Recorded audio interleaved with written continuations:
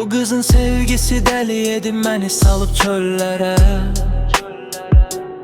Məcnun olmuşam sərada, yox onu gəzirəm şəhərdə. Kiprindən bir ox dəydi bu dəli dolu qəlbimə.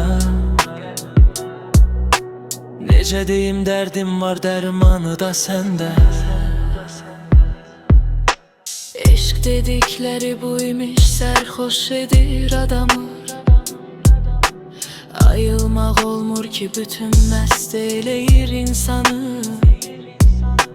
Gündüzündə günəşdə o, gecələrində ayda o.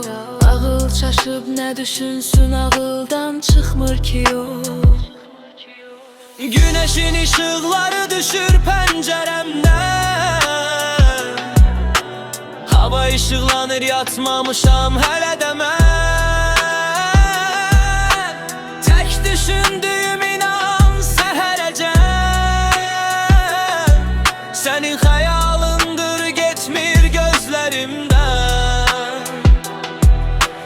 Güneşin ışıqları düşür pəncərəmdən.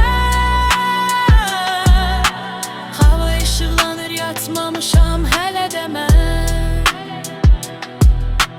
Tək düşündüyüm inan səhərəcən.